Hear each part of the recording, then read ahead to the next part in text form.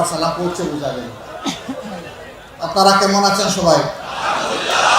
আলহামদুলিল্লাহ রাব্বিল আলামিন ওয়াস সালাতু ওয়াস সালামু আলা রাসূলিল কারীম ওয়া আলা আলিহি ওয়া সাহবিহি ওয়া আহলি বাইতি আজমাইন। আম্মা বা'দ। বাংলাদেশ জামাত ইসলামী আমাদের সকলের চারণভূমি এই সিলেট জেলার উদ্যোগে আয়োজিত আজকের এই বিশাল কর্মী সম্মেলনের সম্মানিত সভাপতি, বিশিষ্ট আলেমে দ্বীন, বাংলাদেশ জামাত ইসলামী সিলেট জেলা দক্ষিণ শাখার সম্মানিত আমির, সিলেট জেলা তো এখন আমরা আলহামদুলিল্লাহ আমরা জাতীয়ভাবে ঐক্য চাচ্ছি, জেলাও এক হয়ে গেছে। সিলেট জেলার সম্মানিত আমির জনাব মৌলানা হাবিবুর রহমান, মঞ্চে বসা কেন্দ্রীয় নেতৃবৃন্দ, আঞ্চলিক এবং স্থানীয় দায়িত্বশীল নেতৃবৃন্দ, সম্মানিত কর্মী ভাইয়েরা, আল্লাহ তাবারক ওয়া তাআলার অগণিত শুকরিয়া আদায় করছি যে তিনি আমাদেরকে উন্মুক্ত পরিবেশে এই বিশাল সামিয়ানার নিচে আজকে একত্রিত হওয়ার তৌফিক দান করেছেন। আলহামদুলিল্লাহ। আজ থেকে 6 মাস 1 বছর আগে যা আমরা কল্পনা করতে পারিনি, আল্লাহ তাআলার একান্ত মেহেরবানিতে আজকে তা বাস্তবে পরিণত হয়েছে। সারা বাংলাদেশের আনাচে মানুষ এখন স্বস্তির সাথে শ্বাস নিতে পারছে। এখন মানুষকে আর দামের খেতে মশারি টানিয়ে ঘুমাতে হয় না। সারা রাত জেগে জেগে দুর্বৃত্তদেরকে মোকাবেলা করার জন্য প্রস্তুতি নিতে হয় না। এখন আর জেলে যাওয়া আসা সেই মনীষের মিছিল এখন দেখতে হয় না। এখন এই বাংলাদেশে রক্তের হোলি খেলা এখন আর চলে না। আলহামদুলিল্লাহ, সব কিছু আল্লাহ তাআলার একান্ত মেহেরবানি। আমরা যা কল্পনাও করিনি, আল্লাহ তার সেই পরিকল্পনায় বাস্তবায়ন করছেন। আল্লাহ রাব্বুল আলামিনের দরবারে শুকরিয়া আদায় করার পাশাপাশি আমার জনগণ, প্রবাসে অবস্থানরত আমাদের দেশের সম্মানিত সন্তানগণ যারা আছেন, তাদের সকলের প্রতি আমরা কৃতজ্ঞতা জানাচ্ছি। 2006 সালের 28 অক্টোবর লগি বইটার তাণ্ডব দিয়ে মানুষ খুন করে আওয়ামী লীগ জানান দিয়েছিল তারা ভবিষ্যতে ক্ষমতায় গেলে এরকমই মানুষ খুন করবে। সেই দিন বাংলাদেশ পথ হারিয়েছিল। দীর্ঘ 17.5 বছর আর পথে উঠতে পারেনি। অবশেষে আল্লাহ তাআলার একান্ত মেহেরবানিতে 24-এর 5ই আগস্ট বাংলাদেশ আবার তার পথ ফিরে পেয়েছে। কিন্তু এই দীর্ঘ পথ পরিক্রমায় অসংখ্য বনি আদমকে রক্ত দিতে হয়েছে, জীবন দিতে হয়েছে। আমাদের মাতার তাজ শীর্ষ 11 জন কেন্দ্রীয় দায়িত্বশীলকে তারা খুন করেছে। কাউকে দিয়েছে ফাঁসি, আর কাউকে জেলের ভিতরে তারা মৃত্যুর দিকে ঠেলে দিয়েছে। একজন কেবল আমাদের মধ্যে এখনো বেঁচে আছেন, কষ্ট, যন্ত্রণা, দুঃখ, ব্যথা নিয়ে। তিনি হচ্ছেন আমাদের প্রিয় সম্মানিত ভাই, তৎকালীন ভারপ্রাপ্ত সেক্রেটারি জেনারেল জনাব এটিএম আজহারুল ইসলাম।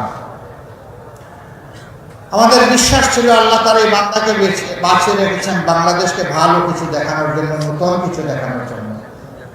আমরা সেই নতুন এবং ভালো কিছু দেখার প্রস্তুতি নিয়েছি এবং আদালতে ন্যূনতম বিচার পেলে তিনি নির্দোষ প্রমাণিত হয়ে আপনাদের বুকে ফিরে আসবেন ইনশাআল্লাহ। আমরা আশা করছি অতি তাড়াতাড়ি তিনি ফিরে আসবেন।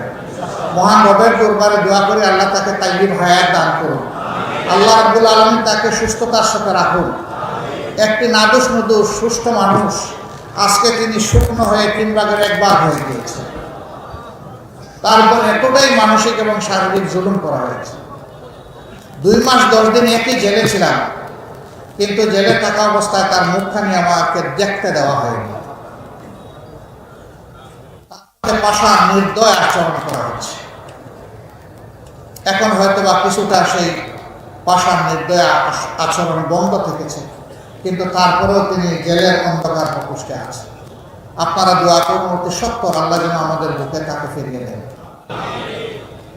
প্রিয় সম্মানিত ভাইয়েরা, এইভাবে আমাদের শহীদ নেতৃবৃন্দের রক্ত, অসংখ্য সহকর্মীর রক্ত, এদেশের বিরোধী দলের মজলুম কর্মীদের রক্ত, নেতাদের রক্ত, সাধারণ মানুষের রক্ত, আর 18 কোটি মজলুম দেশবাসীর চোখের পানিতেই শেষ পর্যন্ত মনে হয় আল্লাহ কবুল করেছে।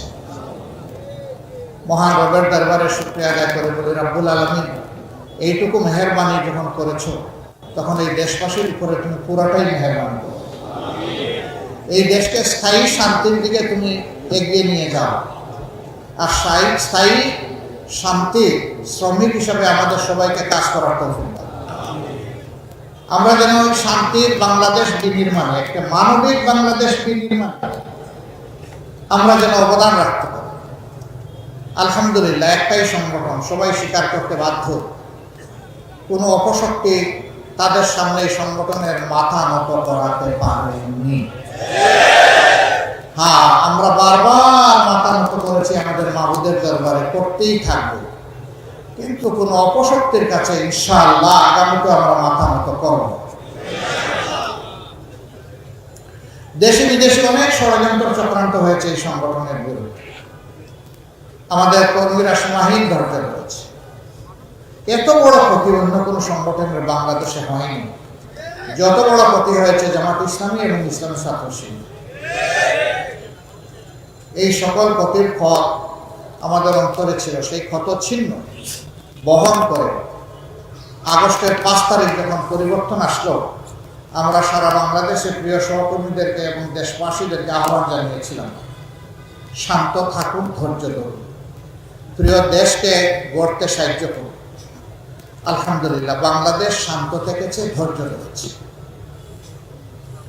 আওয়ামী লীগের সাধারণ সম্পাদক তৎকালীন মন্ত্রী ওবায়দুল কাদের সাহেব বলেছিলেন, একবার নয় বারবার, তার দলীয় কর্মীদেরকে ভয় দেখে আরো পাষাণ হওয়ার জন্য উস্কানি দিতে গিয়ে বলেছে, তোমরা যদি ক্ষমতা থেকে চলে যাও তাহলে ক্ষমতা হারানোর 2 দিনের মাথায় তোমাদের 5 লক্ষ লোককে ওরা খুন করবে।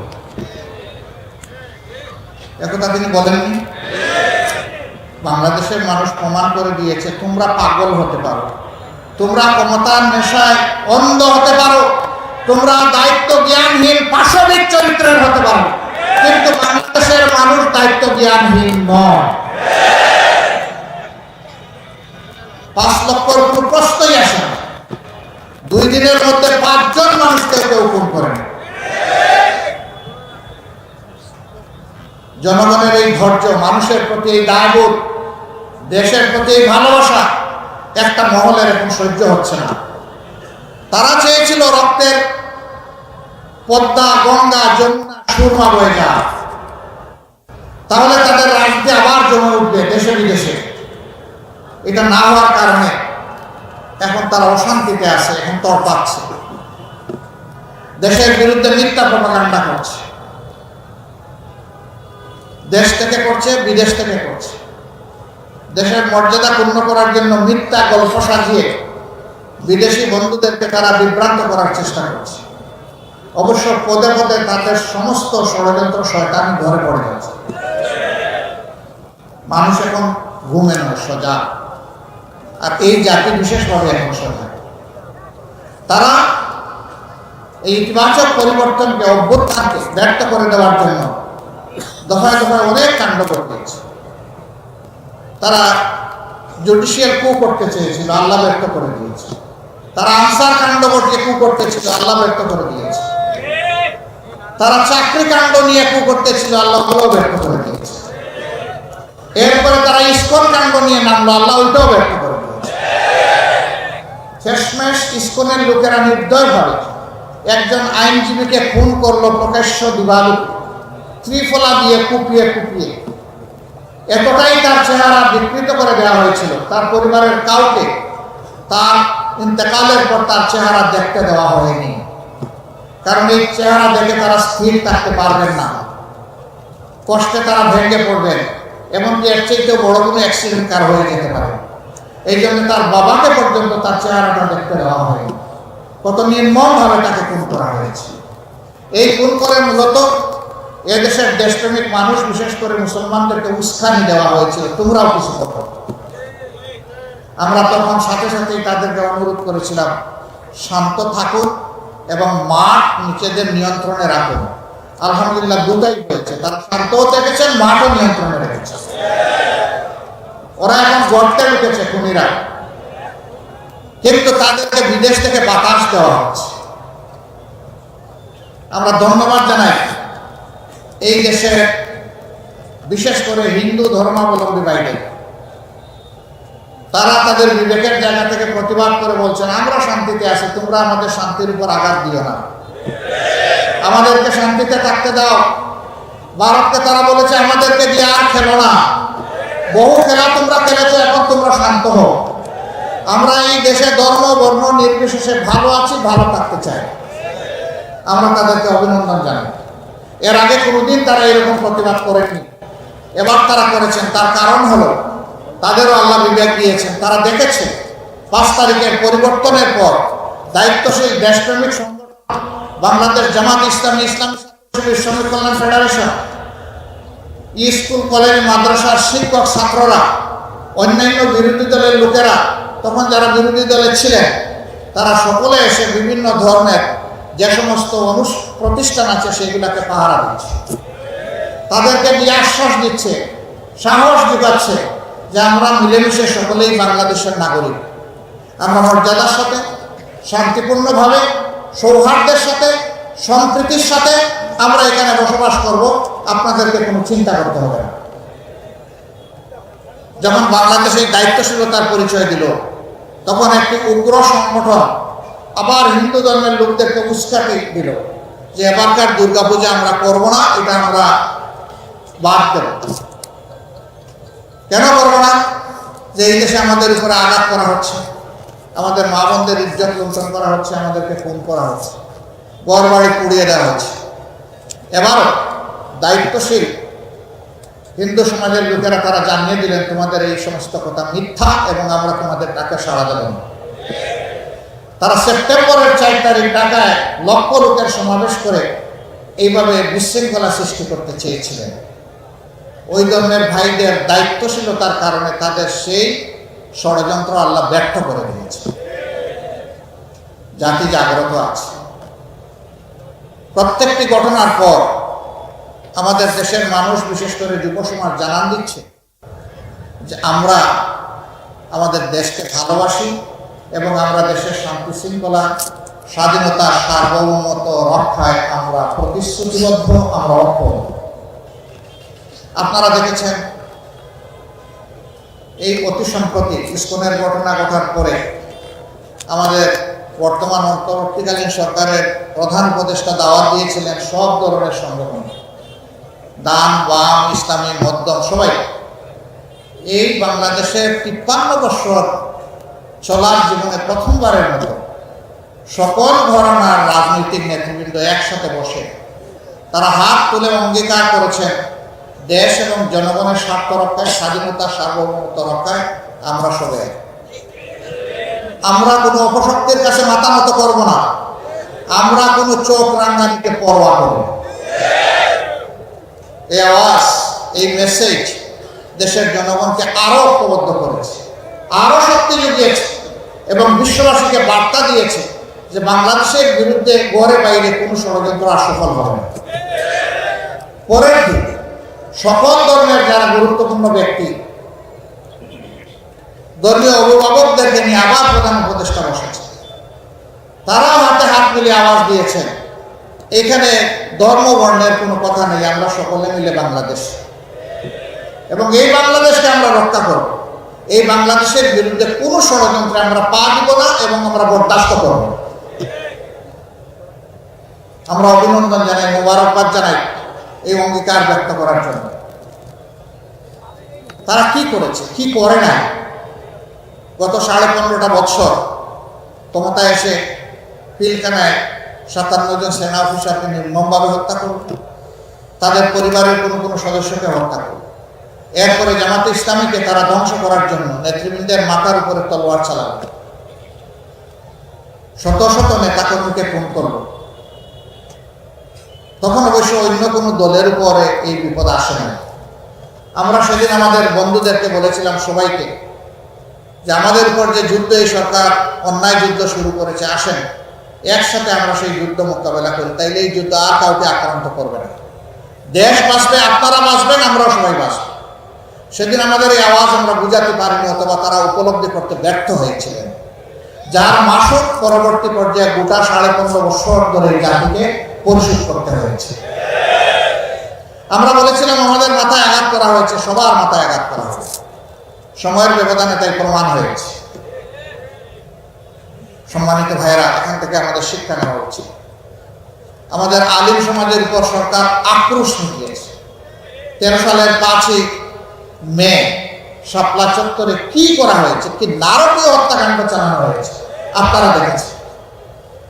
মানুষ কতটা বিকৃত হলে বলতে পারে সেদিন কেউ মরে নাই, সেখানে আলিমুল্লামার রং ছিটিয়ে দিয়েছিল। হ্যাঁ, মানুষ যারা দিনের জন্য দুনিয়া থেকে বিদায় নেয় তারা তো শহীদ হয়ে আল্লাহর প্রিয় বান্দাবান্দি হিসাবেই বিদায় নেয়, কিন্তু যারা অপকর্মের দায় নিয়ে দেশ থেকে পালিয়ে যায় তারা কি নিয়ে পালিয়ে যায়?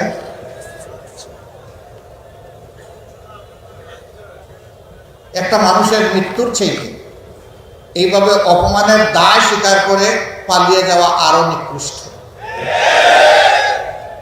এদের রাজনৈতিক মৃত্যু হয়েছে। আমরা ধারণা করেছিলাম তারা সবক নেবেন আর তারা এই দেশকে জ্বালা যন্ত্রণা দিবেন না, কিন্তু কয়লা দইলে যে ময়লা যায়, এটা সাবান দিয়ে দইলে যে আরো কালো হয়, কুচকুচে কালো। আমরা সাবান সার্ফ এক্সেল দিয়ে ধুইতেছি আর ওরা শুধু কালো হচ্ছে। ওরা নিজেরা শান্তিতে নাই, বাংলাদেশকেও শান্তিতে থাকতে দিবে না।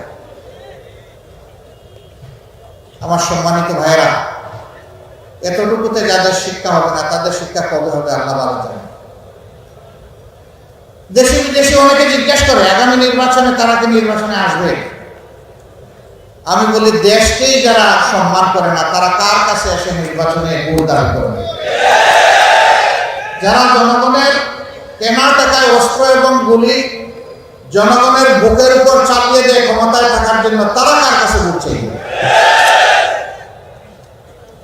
যারা নিরীহ জনগণকে খুন করেছে তাদের পরিবারের কাছে গিয়ে জিজ্ঞেস করুক তারা তাদের এই ধরনের রাজনীতি আর চায় কিনা, এই ধরনের আগ্রাসী দলকে আর রাজনীতিতে দেখতে চায় কিনা। তাদের কাছে গিয়ে জানুন, আমাদের কাছে জানার দরকার নেই। আমরা তো বেঁচে আছি। পঙ্গুত্বের কষ্ট নিয়ে যারা বেঁচে আছে, হাসপাতালের বেডে যারা প্যারালাইজড হয়ে পড়ে আছে, তাদের কাছে গিয়ে জিজ্ঞেস করুন তারা কি চায়। এখন তো বাংলাদেশের মানুষ শান্তিতে আছে, কিন্তু এই শান্তিকে বিঘ্নিত করার জন্য দফায় দফায় চেষ্টা করা হচ্ছে। ইনশাআল্লাহ আমরা আশাবাদী একটা ঐক্যবদ্ধ জাতি সকল ষড়যন্ত্র মোকাবেলা করে সামনে এগিয়ে যাবে ইনশাআল্লাহ। আমরা এমন একটা বাংলাদেশ গড়তে চাই, আমাদের সন্তানদের আশা পূরণের উপযুক্ত বাংলাদেশ। তাদের প্রধান স্লোগান ছিল উই ওয়ান্ট জাস্টিস। আমরা বৈষম্য নয়, বরঞ্চ বৈষম্যহীন ন্যায় বিচারপূর্ণ একটা সমাজ চাই। আমরা তাদেরকে কথা দিচ্ছি, আল্লাহ তাআলার সাহায্য এবং জনগণের ভালোবাসা পেলে আমরা সেই সমাজটি বাংলাদেশ এবং জাতিকে উপহার দেব ইনশাআল্লাহ।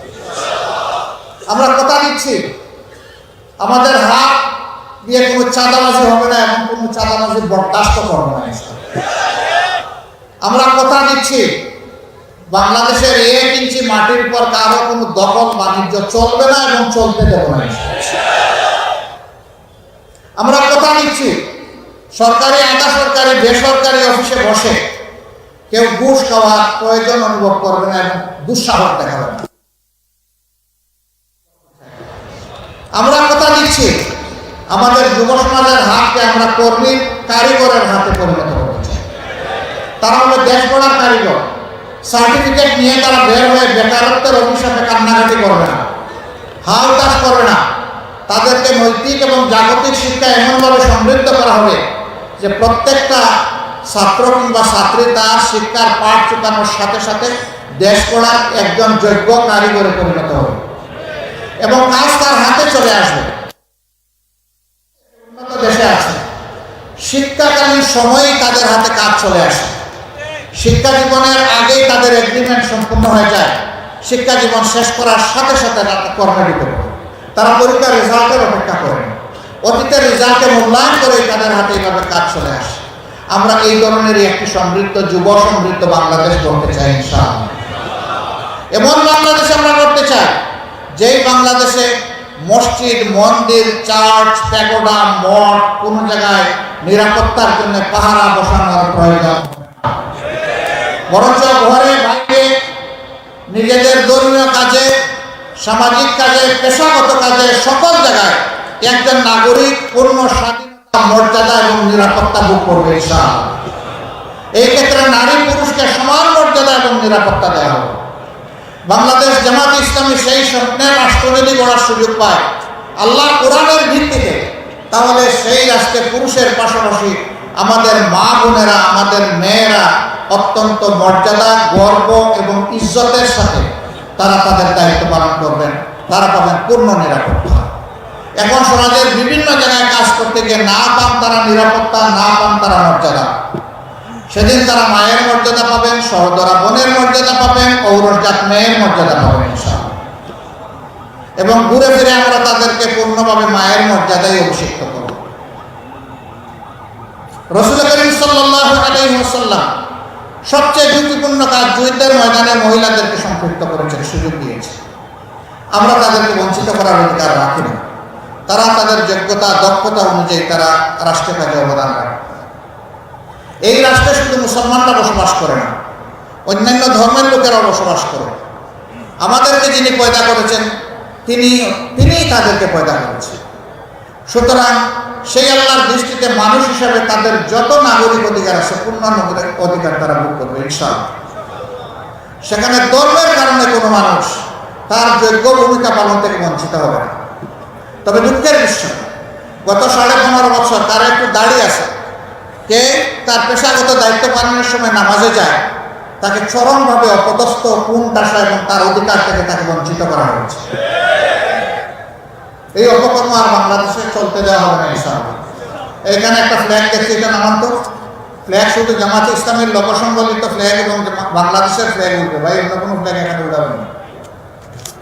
সম্মানিত ভাইয়েরা, আমরা বলছিলাম যে সেই বৈষম্যহীন একটা বাংলাদেশ আমরা গড়তে চাই। এই বাংলাদেশ জামাত ইসলামের রূপণ কর্মী এবং সমর্থকরা একা করতে পারবে না। এই বাংলাদেশ গড়ার কাজে সমস্ত জনগণের ঐক্যবদ্ধ সহযোগিতা লাগবে। এমন একটি বাংলাদেশ গড়ার জন্য আসমান থেকে ফিরিস্তা পাঠিয়ে আল্লাহ সরাসরি গড়ে দেবেন না। এই জমিনের মানুষেরাই গড়বে। তারা ভালো পথে এগুলো, আল্লাহ সন্তুষ্টির পথে এগুলো, শান্তির দিকে আগালে আল্লাহ তাআলা তার ফিরিস্তা পাঠিয়ে সাহায্য করবেন ইনশাআল্লাহ। কিন্তু মানুষকে এটা জাগাতে হবে। এই জন্য বাংলাদেশ জামাত ইসলামের কর্মী যারা এখানে এসেছেন তাদেরকে বলতে চাই যে আসুন, ওই স্বপ্নের সমাজ গড়ার আগে নিজেকে আগে গড়ুন। ওই স্বপ্নের সমাজের যে চরিত্র একজন মানুষের মধ্যে, নাগরিকের মধ্যে তৈরি হওয়া দরকার, আগে আমরা নিজের মাঝে সেটা তৈরি করি। আলহামদুলিল্লাহ এই কাজে প্রিয় সংগঠন অবিরত চেষ্টা করে যাচ্ছে, কিন্তু আমরা কেউ ভুলের ঊর্ধ্বে নই এবং ঘাটতির ঊর্ধ্বে নই। আমাদের ঘাটতিও আছে, ভুলও আছে। ভুল আমরা সংশোধন করবো, ঘাটতি আমরা পূরণ করবো। এইভাবে আমরা সামনের দিকে জাতিকে নিয়ে এগিয়ে যাবো ইনশাআল্লাহ। পুরা জাতিকে আমরা ধারণ করি আমাদের অন্তরে। এখানে দল ধর্মের ভিত্তিতে আমরা জাতিকে টুকরা টুকরা ভাগ বিভক্ত করতে দেব না এবং আমরা করব না। আমরা একটা ঐক্যবদ্ধ জাতি চাই। দল ধর্ম নির্বিশেষে সেই শান্তির বাংলাদেশ, অগ্রগতি উন্নয়নের বাংলাদেশ, ন্যায় বিচার প্রতিষ্ঠার বাংলাদেশ, দুর্নীতিমুক্ত বাংলাদেশ, এই বাংলাদেশ গড়ার জন্য আপনাদের মাধ্যমে আমরা জনগণকে আহ্বান জানাচ্ছি। প্রিয় ভাইয়েরা, নিজেদের জ্ঞানকে আরো সমৃদ্ধ করতে হবে কোরআন, হাদিস এবং দুনিয়াবী জ্ঞানের ভিত্তিতে। তার পাশাপাশি ওই জ্ঞানের আলোকে মানুষের কাছে ইসলামের কল্যাণময় এই আহ্বান পৌঁছে দিতে হবে ঘরে ঘরে। আজকে যেহেতু জুমার দিন, আমরা কথা আর লম্বা করবো না, এখানেই আমরা কথা শেষ করব। আসেন আজকের দিনের আমাদের অঙ্গীকার হোক যে আমরা আগামীর বাংলাদেশ গঠনে আগে যে ত্যাগ স্বীকার করেছি তার চাইতেও বেশি ত্যাগ স্বীকারে আমরা প্রস্তুত। আপনারা কি প্রস্তুত? আলহামদুলিল্লাহ। এক ভাই আপনাদের কাছে আহ্বান জানিয়েছিলেন যে ইন্না সলাতি ওয়া নুসুকি ওয়া মাহইয়ায়া ওয়া মামাতি লিল্লাহি রাব্বিল আলামিন বলে আমাদের तमाम সত্তা এবং সম্পদ আল্লাহর হাতে তুলে দেওয়ার আপনারা শপথ নেবেন। এই আহ্বান অধ্যাপক ফজলুর রহমান সাহেব জানিয়েছিলেন, আপনারা সকলে সাড়া দিয়েছেন। আমরা দোয়া করি আল্লাহ তার জন্য আপনাদেরকে কবুল করুন এবং এই আয়াতের হক আদায় করে হযরত ইব্রাহিম আলাইহিস সালামের সাথে আল্লাহ তাআলা হাশরের দিন আমাদেরকে তার সামনে হাজিরা দেওয়ার তৌফিক দান করুন। তিনি আমাদের রুহানি পিতা। আর এই ওয়াদাটা তিনি সরাসরি আল্লাহর কাছে করেছিলেন। আল্লাহ তাআলার এত ভালো লেগেছিল এই ওয়াদা, এর বরকতে আল্লাহ তাআলা তাকে বলেছিলেন মিল্লাতে আবিকুম ইব্রাহিম ওয়া সাম্মাকুমুল মুসলিমিন। সমস্ত মুসলিম মিল্লাতের নেতা পিতা হচ্ছেন ইব্রাহিম আলাইহিস সালাম এবং তিনি নাম রেখেছেন মুসলমান। এটা আল্লাহ হতে পারেন, আবার ইব্রাহিম আলাইহিস সালাম হতে পারেন, এটা আল্লাহ তাআলা ভালো জানেন, কিন্তু এটা আল্লাহ তাআলার পছন্দের কালাম ছিল। সম্মানিত ভাইয়েরা, আজকের এই আলিয়া মাদ্রাসার এই সম্মেলন সিলেটের চেহারা পাল্টে দেবে এখানে আমি বিশ্বাস করতে চাই। আমরা দল মত জাতি ধর্ম পেশা নির্বিশেষে সকলের কাছে প্রাণপণে ছুটে যাব। এই ক্ষেত্রে উলামায়ে কেরামের বিশেষ দয়া এবং সহযোগিতা আমাদের প্রয়োজন। এখানেও আমরা কোনো ভাগ বিভক্তি করব না। উলামায়ে কেরাম আমাদের মাথার তাজ, তাদের দোয়া আমাদের লাগবে, তাদের সহযোগিতা আমাদের লাগবে। তাদেরকে ইজ্জতের সাথে বুকে ধারণ করে আমরা সামনে এগিয়ে যাব। আল্লাহ আমাদের সহায় হন। আসসালামু আলাইকুম ওয়া রাহমাতুল্লাহ। বাংলাদেশ জিন্দাবাদ, বাংলাদেশ জামাতে ইসলামী জিন্দাবাদ।